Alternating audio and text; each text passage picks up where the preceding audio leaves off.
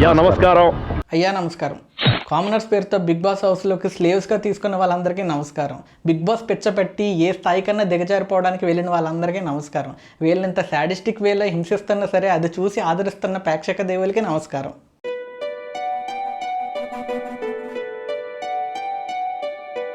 Big boss season 9 అగ్ని పరీక్ష episode 5 మీకు ఎలా అనిపించిందో దయచేసి కామెంట్ చేయండి. నాకైతే రకరకాలుగా ఉంది మాస్టర్, ఏం అర్థం కావట్లేదు అసలు. మరి ఇంత హింస అవసరమా అనిపించింది. అఫ్కోర్స్ ఇదేమి తలలు నరికేసుకుని చేతులు కోసేసుకుని ఇలాంటివి కాదు, కానీ బట్ స్టిల్ ఇందులో కూడా కొంత పెయిన్ ఉంది. సెల్ఫ్ రెస్పెక్ట్తో కూడుకున్నవి ఉన్నాయి, మోరల్స్ని దాటిన విషయాలు ఉన్నాయి, ఎన్నో ఉన్నాయి. అన్నీ మాట్లాడుకుందాం. But before starting the video దయచేసి ఈ వీడియోని లైక్ చేసి మిగతా వీడియోని చూడటానికి ట్రై చేయండి. సోది ఎక్కువ వాగను. సో డైరెక్ట్గా కంటెంట్లోకి వెళ్ళిపోదాం. సో ఓపెన్ చేయడమే శ్రీముఖి గారు వచ్చేసారు. ముగ్గురు జడ్జెస్ని పిలిచేశారు, జ్యూరీ మెంబర్స్ని, అండ్ గెస్ట్గా క్రిష్ గారిని కూడా పిలిచారు. యాక్చువల్లీ క్రిష్ గారు అంటే మా గతం గుర్తొస్తుంది, పవన్ కళ్యాణ్ ఫ్యాన్స్ అందరికీ గుర్తొస్తుంది. ఎందుకు మాస్టారు మాటిమాటికి అడుగుతారు, నాకు మాత్రం ఏం తెలుసు. బట్ ఎనీవే అది సెకండరీ. కానీ సో క్రిష్ గారు వచ్చారు ఘాటీ ప్రమోషన్స్ కోసం, ఘాటీ మూవీ ప్రమోషన్స్ కోసం. రాగానే టీజర్ చూపించారు, బాగుంది. కట్ చేస్తే ఎవరైతే నిన్న టాస్క్స్ చేయలేదో, ఎవరైతే డేర్లు కంప్లీట్ చేయలేదో వాళ్ళందరినీ డేంజర్ జోన్లో ఉన్న వాళ్ళందరినీ తీసుకుని వచ్చి సెంటర్లో నుంచోబెట్టారు. అందరికీ కలిపి ఒకే టాస్క్ ఇచ్చారు. ఒక గ్లాస్ వాటర్ వాళ్ళ ముందు పెట్టారు. ఆ గ్లాస్ వాటర్ని తీసుకుని జడ్జి ముఖం మీద కొట్టాలి. సో ఎవరనేది ముందు చెప్పలేదు. ఆ తర్వాత నవదీప్ గారు అని చెప్పారు. సో నవదీప్ గారు వచ్చిన తర్వాత నవదీప్ గారు మొహం మీద కొట్టమంటే ఒక్కొక్కరు ఒక్కొక్కటి చెప్పారు. ఇది మోరల్ కాదు, ఇది కరెక్ట్ కాదు, జడ్జెస్ మీద ఎట్లా కొడతాం. సో ఒక్కొక్కరు ఒక్కొక్కటి చెప్పారు. బట్ వీళ్ళందరిలో కూడా అప్రిషియేట్ చేయాల్సింది ఎవరంటే కేతం అన్న ఆవిడ సెలెక్ట్ అవుతుందో లేదో తెలియదు, కానీ కొంచెం స్మార్ట్గా ఉన్నారు. టాస్క్ని కరెక్ట్గా అర్థం చేసుకున్నారు. ఇప్పుడు ఇది ముఖం మీద పడితే అది బ్యాడ్ చర్య కదా, తప్పుడు చర్య కదా, సో ఇది దీని రిజల్ట్ వేరేగా ఉంటుంది అని చెప్పి అనుకుంది. అట్ ద సేమ్ టైం ఆవిడ ఇంకో పాయింట్ కూడా రైజ్ చేసింది. ఏంటి, ఒకవేళ ఈ గ్లాస్ వాటర్ని అతను ముఖం మీద కొడితే నన్ను తీసుకెళ్ళి అక్కడ కూర్చోబెడతానంటే, గోల్డెన్ చైర్లో కూర్చోబెడతానంటే నేను చేస్తా. ఒకవేళ అలా కాదు, ఇంకా తర్వాత ఏముందో చూద్దాము అంటే కనుక నేను కొద్దిగా ఆలోచిస్తాను, నేను చెయ్యా అని చెప్పాను అంది. జడ్జిలు దేవుళ్ళతో సమానం, నేను చేయను, ఇదన్నీ మాట్లాడింది. Apart from all these words actually ఆవిడ ఆ పాయింట్ని చాలా కరెక్ట్గా పట్టుకుంది. ఓమ్మో ఎక్కడో తేడా కొట్టేలా ఉంది కదా అని. నెగ్గితే నెగ్గటానికి చెయ్యి, నువ్వు అది చేస్తే నెగ్గుతావంటే కనుక తప్పదో చేసేస్తానంటుంది. ఒకవేళ ఆలోచిస్తామంటే తప్పు తప్పే అన్నట్టు ఆగుతుంది. ఆవిడ కొద్ది పాయింట్ మీద స్టిక్ అయినట్టుంది. సో చాలాసేపు డిస్కషన్ తర్వాత మేం చేయమన్నారు. ఒకవేళ ఇది చేస్తే కనుక మీలో ఒకరిని పంపిస్తాను అంటే ఎవరు చేస్తారో చూస్తానని 10 నెంబర్స్ లెక్క పెట్టారు. 10 to 1 లెక్క పెడితే మనీష్ గారు ఒక అడుగు ముందుకు వచ్చారు. యాక్చువల్లీ ముందు అనుకుంటున్న ప్లాన్ ఏంటి, ఇప్పుడు జరిగే టాస్క్స్లో కానీ లేదా ఈరోజు జరిగే లెవెల్ 2 ఆఫ్ డేర్స్లో కానీ ఏ డేర్ కంప్లీట్ చేసినా, చెయ్యకపోయినా, సక్సెస్ అయినా, ఫెయిల్ అయినా, ఓడిపోయినా, గోల్డెన్ చైర్కి వెళ్ళాలన్నా, ఏది చేయాలన్నా అది జ్యూరీ మెంబర్స్ చేతిలో ఉంటుంది. నేను ఏదో మిస్టేక్ జరిగింది కదా, అది కవర్ చేయడానికి ఏమైనా ట్రై చేశారో లేదా అప్పటికప్పుడు మార్చారో తెలియదు, కానీ మొత్తానికి జ్యూరీ మెంబర్స్ చేతుల్లో ఉంటుందని చెప్పారు. అంటే జడ్జెస్ని సాటిస్ఫై చేస్తే చాలు, మన పర్ఫార్మెన్స్ కానీ లేదా మనం నగ్గినా ఓడిపోయినా ఆ జర్నీ కానీ, ఆ స్ట్రగుల్ కానీ, కష్టపడే విధానం కానీ ఇదంతా కూడా జడ్జెస్కి నచ్చితే చాలు, వాళ్ళు సెలెక్ట్ చేస్తారు. ఇది బేసిక్గా కామనర్స్ ఎందుకు వచ్చారో అర్థం కాదండి బాబు, అనవసరంగా వచ్చారు. వాళ్ళందరూ వచ్చి జడ్జెస్ని సాటిస్ఫై చేయాలి, ఎక్కువ డబ్బులు ఉంటే వెళ్ళాలి, ఊరు నుంచి లింగ్ అంటూ ఊపుకుంటూ వచ్చి మాట్లాడకూడదు. ఏందో ఈ అవమానాలు పడితే ఇక్కడ దాకా రావడం అంత అవసరమా అనిపించింది. ఎనీహౌ ఎవరు పిచ్చి వాళ్ళది కాబట్టి ఇంక మనం ఏం చేయలేం. మనీష్ గారు ఒక అడుగు ముందుకు రాగానే మనీష్ గారు కొట్టడానికి రెడీగా ఉన్నారు. వాటర్ అనగానే వెంటనే అభిజిత్ అన్నారనమాట, నిన్న నువ్వు వచ్చిన ఇంట్రోలో నువ్వు చాలా మోరల్స్ అవి అని మాట్లాడావు, ఈ రోజు నువ్వు మొరాలిటీ మర్చిపోయి మొహం మీద వాటర్ కొడతావా అని చెప్పని అడిగారు. యాక్చువల్లీ అది ఒక్కొక్కరికి ఒక్కొక్క పర్స్పెక్టివ్ ఉంటుందండి. సిచ్యువేషన్ బట్టి చేయాల్సి వస్తుంది కదా. ఇఫ్ ఈజ్ కంటెస్టెంట్ నేను ఖచ్చితంగా కొడతానని ఇందాక ఎవరైతే చెప్పారో ఆ రోలో ఇతను కూడా అదే మోరల్కి స్టిక్ అయ్యి ఒక అడుగు ముందుకు వేశాడు. ఏది, అది కూడా విన్ చేస్తాను, అది కూడా పంపిస్తాను అన్న మాట అన్న తర్వాత ఒక సేయింగ్ ఉంటుంది కదా, everything is fair and love and war అని చెప్పి. సో అలా అనమాట, గేమ్ను ముందుకు వెళ్ళడానికి, గేమ్లో ఒక అడుగు ముందుకు వెళ్ళడానికి అడుగు వేయక తప్పదు. ఒక మనిషిని అరగుండు చేయించి షో అంతా అలాగే ఉండాలన్నప్పుడు ఎటువంటి మొరాలిటీ గుర్తుకు రాలేదే, గుండెల మీద వెంట్రుకలు పీకుతూ ఉంటే ఎవరికి మొరాలిటీ గుర్తుకు రాలేదే, ఆడపిల్ల చేతి మీద పచ్చబొట్టు టపటప్పని పొడిపిస్తున్నప్పుడు ఎవరికి మొరాలిటీ గుర్తుకు రాలేదే, టాస్కుల్లో లేని మొరాలిటీ టాస్క్ చేయడానికి ఒకడికి ముందుకు వస్తాను అంటే అప్పుడు ఎందుకు మొరాలిటీ గుర్తొచ్చిందో నాకు అర్థమవుతలేదు. ఎనీహౌ ఆ డేర్లో మనీష్ గారు ఒక అడుగు ముందుకేసి నేను డేర్ చేస్తానని ముందుకు వచ్చారు కాబట్టి అతను సెలెక్ట్ చేశారు. సో ఈ డేర్లో అతను పాస్ అయినట్టు అనమాట. ఇప్పుడు సెకండ్ డేర్ ఏంటంటే 2 బోర్డులు పెడతారు. ఆ 2 బోర్డుల మీద 2 చేతులను ఉపయోగించి 2 చేతులను 2 స్కెచ్ పెన్స్ పెడతారు. ఆ 2 మార్కర్ స్కెచ్ పెన్స్ని తీసుకుని ఆ బోర్డు మీద 2 చేతులు ఉపయోగిస్తూ ఒక బాక్స్ టైప్ గీయాలి. ఆ 2 చేతులను ఉపయోగిస్తూ ఒక బాక్స్ టైప్ గీయాలి. అండ్ చాలా షేప్స్, స్టార్ కానీ, సర్కిల్ కానీ, బాక్సెస్ కానీ స్క్వేర్స్ కానీ అలా వాళ్ళు ఏం చెప్తే అది అగ్ని పరీక్ష అని కానీ సో ఇలాంటివి జడ్జెస్ ఏదైతే చెప్తారో అది వాళ్ళు అక్కడ ఉండి డ్రా చేయాల్సి ఉంటుంది. అయితే డ్రా చేసేటప్పుడు చేతికి ఒక బ్యాండ్ కడతారంట, అది షేక్ బ్యాండ్. ముందు ప్రోమోలో చూసి నేను ఇంక పవర్ ఏమైనా వస్తుందేమో, షాక్ ఇస్తారేమో, ఇంత సాడిస్ట్న కొడుకుల్లో తయారైంట్రా బాబు అనుకున్నాను. పోన్లే షేక్ బ్యాండ్స్ అంట, బట్ స్టిల్ అవి పెయిన్ వస్తున్నాయో లేకపోతే షాక్ కొడుతున్నాయో తెలియదు. వీళ్ళ రియాక్షన్లు మాత్రం నిజంగా షాక్ వస్తే ఎలా వస్తుందో అలా ఇస్తున్నారు. సో 2 చేతులకి బ్యాండ్ కట్టి చేయాలన్నారు. దానికోసం ఎవరిని పిలుస్తారంటే ఆల్రెడీ బిగ్ బాస్ టీమ్ వాళ్ళు లిస్ట్ ఇచ్చేస్తారు. సో నాగ ప్రశాంత్ గారికి అండ్ ఊర్మిళ గారికి వీళ్ళిద్దరికే ఇచ్చారు ఆ టాస్క్ని. సో వాళ్ళిద్దరూ వచ్చి ఆ బ్యాండ్స్ పెట్టుకుని చేస్తున్నప్పుడు మధ్య మధ్యలో ఆ రిమోట్స్తో షాక్ ఇచ్చారు. షాక్ అనకూడదేమో, అదేలే రిమోట్తో దాన్ని కంట్రోల్ చేశారు. సో అలా కంట్రోల్ చేయడంతో వాళ్ళు సర్కిల్స్ వేసేటప్పుడు కానీ అది కానీ కొద్దిగా వైబ్రేట్ చేస్తూ ఉన్నారు. సో షేక్ అయ్యే టైంకి చాలామంది చాలా స్మార్ట్గా ఆడారు. షేక్ అవుతుందనే టైంకి వెనక తీసేసి గ్యాప్ ఇచ్చారనే టైంకి ఆ గ్యాప్లో వేసుకుంటూ వస్తున్నారు. వెనకాల నుంచి ఇన్స్ట్రక్షన్స్ ఇస్తూనే ఉన్నారు. స్క్వేర్ గీయండి, సర్కిల్ గీయండి, ఫుల్ పేజ్ సర్కిల్ గీయండి, స్టార్ వేయండి. సో ఇలా చాలా ఇన్స్ట్రక్షన్స్ ఇవ్వడంతో ఆ ఇన్స్ట్రక్షన్స్ అన్నింటినీ కరెక్ట్గా ఫాలో అవుతూ చేశారు. ఆఖరికి బిగ్ బాస్ అగ్ని పరీక్ష అని రాయమన్నారు, రాశారు.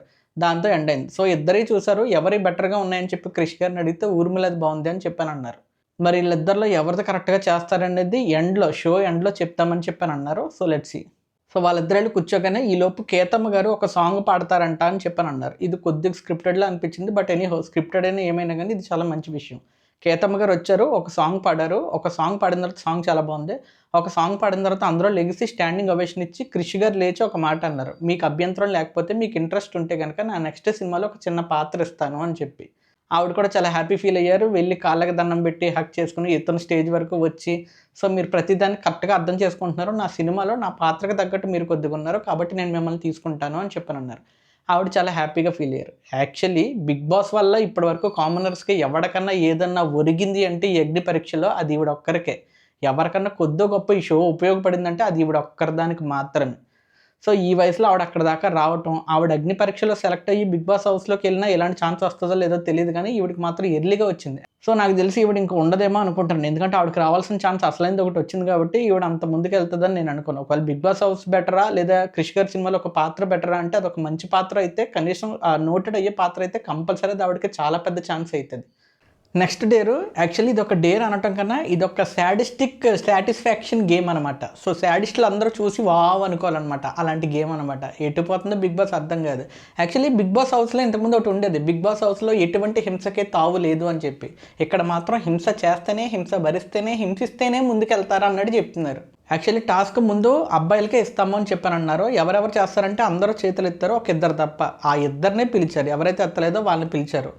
ఒకరు నాగా, రెండోది శ్రీతేజ గారు. వీళ్ళిద్దరిని నుంచోబెట్టి వీళ్ళిద్దరిని ఫస్ట్ షర్ట్ తీసేయమన్నారు. ఇది టాస్క్ షర్ట్లెస్గా జరగాలి అని చెప్పనన్నారు. సో ఇమీడియట్గా శ్రీతేజ గారికి అతనికి కొన్ని మొరాలిటీస్ ఉండడం వల్ల లేకపోతే ఆయన కొద్దిగా షై ఏదైనా కావచ్చు, వాట్ ఎవర్ ద రీజన్, అతని డెసిషన్ని అవతల వాటి రెస్పెక్ట్ చేయాలి. యాక్చువల్లీ అదొక టాస్క్ అయినప్పటికీ కూడా అతనికంటూ కొన్ని ఉంటాయి కదా. సో అలా అనమాట. అబ్బాయి అయితే ఒకటి, అమ్మాయి అయితే ఒకటి కాదు కదా. సిగ్గు విషయంలో ఎవరిదైనా ఒకటే. Just for the sake of అబ్బాయిలు చాలా ఫ్రీగా ఓపెన్గా తిరిగేస్తారు కదా అని చెప్పి అందరూ అన్నిటికీ సిద్ధంగా ఉండరు. సో అలానే శ్రీతేజ గారు కూడా నేను షర్ట్లెస్గా అయితే నేను చేయలేను, నేను క్విట్ అవుతాను అని చెప్పని అన్నారు. మళ్ళీ నవదీప్ గారు వీళ్ళందరూ వచ్చి టాస్కే అది చేస్తే వస్తుంది అనేది చెప్పడం వల్ల సరే నేను ట్రై చేస్తాను అన్నారు. ట్రై చేస్తానని చెప్పిన తర్వాత టాస్క్ ఏంటంటే వ్యాక్సింగ్ ప్లాస్టర్ లాంటిది అతికిచ్చి బలవంతంగా గుండెల మీద, ఛాతి మీద ఉన్న వెంట్రుకల్ని సర్రక్కని లాగాలన్నమాట. అలా లాగుతున్నప్పుడు వెంట్రుకలు తెగిపోయినప్పుడు చర్మం నుంచి ఆ వెంట్రుక ఊడిన తర్వాత సర్రక్కమని ఒకటి వస్తుంది చూసారా, ఆ సాడిస్టిక్ ఫీల్ని చూసి మన వాళ్ళు చాలా హ్యాపీగా ఫీల్ అవుతారు, వాళ్ళు చాలా పెయిన్ఫుల్గా ఫీల్ అవుతారు. ఎవడైతే ఎక్కువగా లాక్కున్నాడో, ఎవడైతే ఎక్కువగా నొప్పిని భరించాడో, ఎవడ ఒంటి మీద నుంచి అయితే ఎక్కువ వెంట్రుకలు ఊడిపోయాయో వీళ్ళ విన్ అనమాట. మా దరిద్రం అలా ఉంది. సో శ్రీతేజ గారు షర్ట్ తీసి వచ్చారు, ఇద్దరిని షర్ట్ తీసి రమ్మన్నారు. ఇద్దరిని షర్ట్ తీసి వచ్చిన తర్వాత యాక్చువల్లీ ఇందులో కామెడీ ఏంటంటే శ్రీతేజ గారు, మీనింగ్ నో ఆఫెన్స్, యాక్చువల్లీ తప్పుగా అనుకోకండి, శ్రీతేజ గారికి ఇక్కడ ఎంత ఉండగా ఉందో ఇక్కడ కూడా అంత ఉండగానే ఉంది.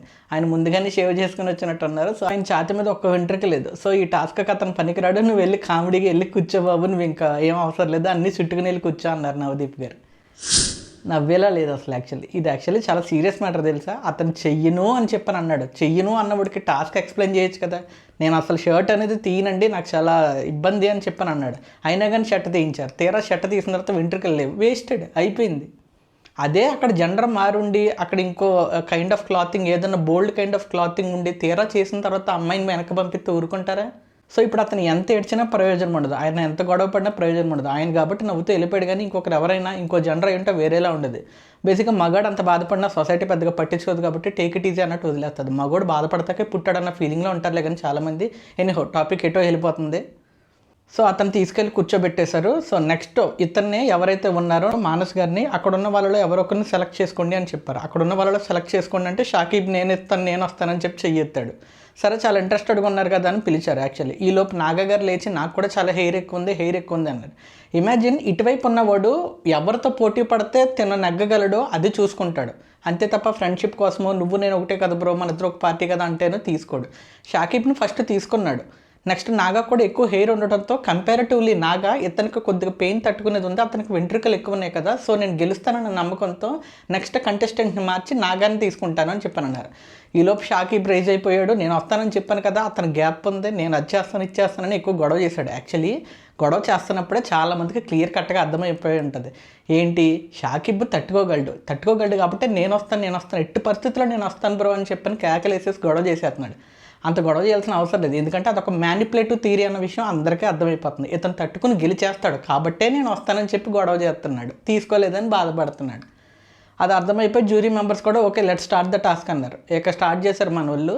సో ఆ రెండు పెట్టుకుంటారు అనుకునే టైంకి వచ్చారనమాట. మన సాడిస్టిక్ లెవెల్ ఎక్కడితో ఆగిపోలేదమ్మా, ఇంకొంచెం ముందుకు వచ్చి మీరు పీక్కోవడం కాదు, మిమ్మల్ని ఫస్ట్ మేము పీకుతామని చెప్పి మొగోళ్ళు కూడా కాదు ఇద్దరు ఆడోళ్ళే, శ్రీముఖి గారు అండ్ బిందు మాధవ్ గారు ఇద్దరు వచ్చి వాళ్ళకి ఇక్కడ వ్యాక్స్ చేసి వాళ్ళు పీకడానికి భయపడుతుంటే మేము పీకుతామని చెప్పి 3-2-1 అనగానే ఇద్దరు చాలా సాడిస్టిక్గా లాగారనమాట. వెంట్రుకలు పర్రని వచ్చాయి బయటికి.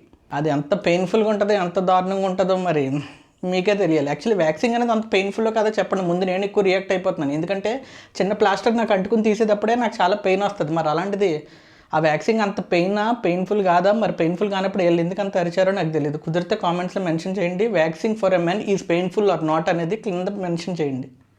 సో ఇద్దరు చాలా కష్టపడి పీకేసుకున్నారు. ఒకళ్ళు వాళ్ళంతటి వాళ్ళే ఫస్ట్ వీళ్ళిద్దరు పీకారు కానీ తర్వాత వాళ్ళంతటి వాళ్ళే పీకేసుకున్నారు. అలా పీకేసిన తర్వాత ఎవడ బాగా పీక్కున్నాడో ఎవడ పీకిన దానికి ఎక్కువ ఎబిలిటీ ఇంపాక్ట్ ఉందో వాళ్ళని సెలెక్ట్ చేస్తామో వెళ్ళి కూర్చోమన్నారు. వీళ్ళిద్దరు వెళ్ళి కూర్చున్నారు.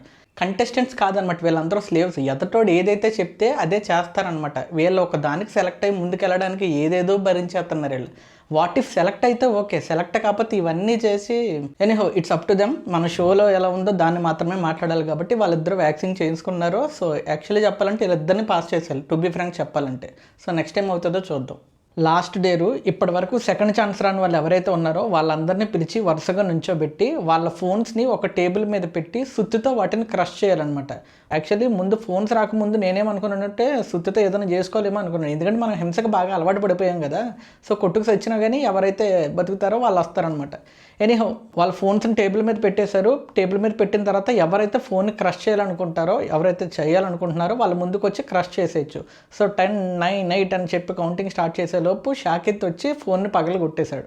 ఇంకొక లేడీ కూడా వచ్చి కొట్టేశారు, ఐ థింక్ శ్వేత గారు అనుకుంటా, వచ్చి కొట్టేశారు. సో ఇద్దరు డేర్ చేయడానికి రెడీగా ముందుకు వచ్చారు కాబట్టి వాళ్ళిద్దరు ఫోన్స్ని చెక్ చేశారు. బట్ అప్పటికే మన జడ్జెస్కి ఆ శాడిజం సరిపోలేదనమాట.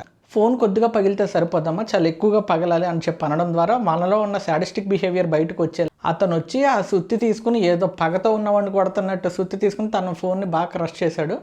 ఆవిడ కూడా అంతే, నెక్స్ట్ ఎవరైతే ఫీమేల్ ఉన్నారో ఆవిడ కూడా క్రష్ చేశారనమాట. సో ఇద్దరు ఫోన్స్ డిస్ప్లేలో చూపిస్తే బాగా పగిలున్నాయి. ఇద్దరు వాళ్ళ ఎమోషనల్ సైడ్స్ మాట్లాడుకున్నారు. అలాగే ఇది తెలిసిందే, వాళ్ళ ఫోన్స్లో కొన్ని కోరికలు ఉంటాయి, వాళ్ళ ఫోన్స్లో చాలా మెమరీస్ ఉంటాయి, అండ్ ఆ మెమరీస్ వాళ్ళకి బాగా పర్సనల్గా అటాచ్ అయ్యి ఉంటాయి. సో అన్నీ ఉంటాయి. మ్యాక్సిమం నాకు తెలిసి ఈ ఫోన్ టాస్క్ని వీళ్ళు ఎక్స్పెక్ట్ చేసి ఉంటారు కాబట్టి దాంట్లో చాలా ఉంటాయి. అఫ్కోర్స్ ఆ మెమరీ కార్డులో ఉంటాయి, డేటాలో ఉంటాయిలే కానీ బట్ ఫోన్ క్రష్ చేశారు. సో దాంతో సెంటిమెంట్స్ ఉన్నాయి కాబట్టి ఎవరి సెంటిమెంట్లు వాళ్ళు చూపించుకున్నారు. సో ఈ టాస్క్ కూడా అయిపోయిన తర్వాత వెళ్ళి కూర్చోబెట్టేశారు. సో ఇప్పుడు అసలైన రిజల్ట్స్, ఇప్పటి వరకు జరిగిన ఈ సాడిస్టిక్ డేర్లో ఎవరైతే బాగా పర్ఫామ్ చేశారో కాదు, ఎవరి పర్ఫార్మెన్స్ అయితే వీళ్ళకి సాడిస్టిక్ లెవెల్లో హై ఇచ్చిందో జ్యూరీ మెంబర్స్కి, వాళ్ళు ఎవరిని సెలెక్ట్ చేశారో ఇప్పుడు చెప్పబోతున్నారు అనమాట.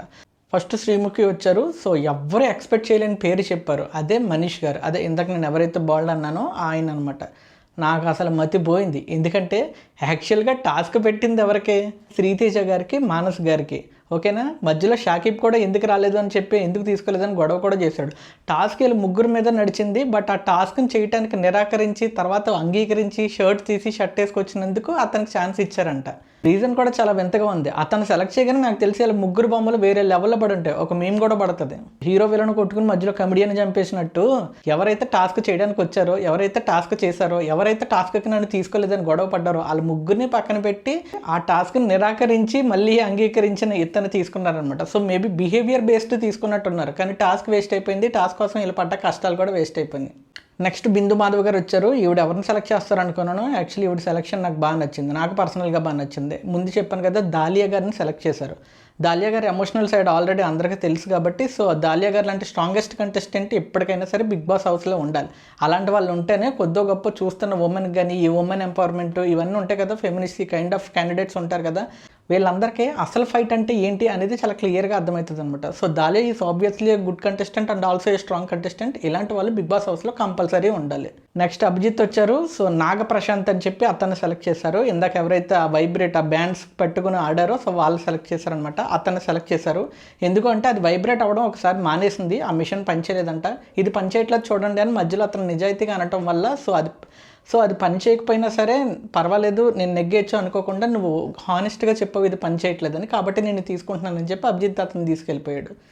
ఇంకా లాస్ట్ కొంతమంది మాత్రమే మిగిలారు అనేటప్పటికీ లాస్ట్ నవదీప్ వచ్చారు. సో నవదీప్ వచ్చి వాళ్ళలో షాకిబ్ని సెలెక్ట్ చేశారు. ఎవరైతే గొడవ పడ్డారో, కొద్దిగా అగ్రెసివ్ బిహేవియర్ ఇదంతా ఉంది కదా, సో అతను బేస్ చేసుకుని తీసుకున్నారనమాట. యాక్చువల్లీ ఇతని విషయంలో నేను బాధపడ్డాను, ఎందుకంటే ఇతని దగ్గర తక్కువ డబ్బులు ఉండటం వల్ల ఎక్కువ డబ్బులు ఉన్న ఆ కల్కి గారిని తీసుకున్నారు తప్ప, తక్కువ డబ్బులు ఉండటం వల్ల ఫినాన్షియల్ స్టేటస్ వల్ల ఇతను ముందుకు వెళ్ళలేకపోయాడు. ఇతను పోతే అది వీళ్ళ మీద పడుతుంది. ఆ విషయం వీళ్ళకి తెలిసి ఇంకా తప్పక వేరే దారి లేక ఇది తేడా కొట్టిందన్న విషయం వాళ్ళు తెలుసుకుని ఇతను సెలెక్ట్ చేసిన ఫీలింగ్ వచ్చింది మాకు. మీకేమనిపిస్తుంది అనేది కామెంట్ చేయండి. బట్ స్టిల్ షాకిబ్ అనే కంటెస్టెంట్ బిగ్ బాస్ హౌస్లో ఉండాలి. మనకు అప్పుడప్పుడు గొడవలు ఇదంతా కావాలి కదా. ఇతను చిన్న సెలక్షన్ దగ్గర అంత ట్రిగ్గర్ అయిపోయి గొడవ పడడానికి వెళ్ళిపోయాడు. సో నాకు తెలిసి ఇతనితో బిగ్ బాస్ హౌస్లో బాగుంటుంది, గట్టిగా ఉంటుంది. సో ఇప్పటివరకు సెలెక్ట్ అయిన వాళ్ళైతే వీళ్ళు. సో సెలెక్ట్ అవ్వని క్యాండిడేట్స్ అందరికీ ఆల్ ది బెస్ట్ చెప్పి ఓ మంచి మోటివేషనల్ పార్ట్ వేసి వాళ్ళని కొంపలకు పంపేశారు. ఎవరైతే సెలెక్ట్ అయిన వాళ్ళు ఉన్నారో ఆ సెలెక్ట్ అయిన 15 మందిని తీసుకొని వచ్చి నుంచోబెట్టి కంగ్రాచులేషన్స్ చెప్పారు. నేను యాక్చువల్లీ ఏమనుకున్నానంటే, అమ్మయ్య ఇవాళతో అగ్ని పరీక్ష అయిపోయింది, ఇంకా వారం 2 వారాల్లో అసలైన బిగ్ బాస్ వస్తుందేమో అనుకున్నాను. బొంగు అసలు అగ్ని పరీక్ష అంటే ఇప్పుడంట. ప్రతి 2 రోజులకు ఒకసారి అగ్ని పరీక్ష ఈరోజు, అగ్ని పరీక్ష ఈరోజు అన్నారు. బొడుబొక్కల పరీక్ష ఎప్పుడు అవుతుందో తెలియదు, కానీ మాకు మాత్రం దోలు తీరిపోతుంది 12 గంటలకు షోవా. ఎనీహో రేపటి ప్రోమో చూస్తే మీకు ఎలా అనిపించిందో కామెంట్ చేయండి. అండ్ ఇప్పటి వరకు పెట్టిన ఈ టాస్కులు, ఈ సాడిస్టిక్ గేములు, ఆ పెయిన్ ఇదంతా ఏమైందో ఒకసారి మీరే కామెంట్ పెట్టండి. మర్చిపోయాను, వాళ్ళు పెయిన్ అంటే గుర్తొచ్చింది. వాళ్ళు వ్యాక్స్ చేసుకున్న వాళ్ళు ఈయన సెలెక్ట్ అయ్యారు కదా, నాగాన్ని అతను సెలెక్ట్ అయ్యారు, అతను వేస్టెడ్, వెంట్రుకలు పోయింది. పోన్లే మళ్ళీ మొలుస్తాయి. That's it for today guys. ఈ రోజు రివ్యూ అండ్ ఈ రోజు ఎపిసోడ్ మీకు ఎలా అనిపించింది అనేది కామెంట్ చేయండి. ఎవరైతే సెలెక్ట్ అయ్యి ఉంటే బాగుండు, వీళ్ళని అనవసరంగా తీసుకోలేదు అనిపించిందో కామెంట్ చేయండి. అండ్ మీ ఒపీనియన్ ఈ రివ్యూ మీద ఎలా అనిపిస్తుంది అనేది కూడా కామెంట్ చేయండి. ఎందుకంటే your opinion matters a lot for me. So ఈ వీడియో నచ్చితే లైక్ చేయండి, మీ ఫ్రెండ్స్ అండ్ ఫ్యామిలీకి షేర్ చేయండి. కంటెంట్ నచ్చితే సబ్స్క్రైబ్ చేసుకోండి. This is J signing off from Naudu talks. Thank you.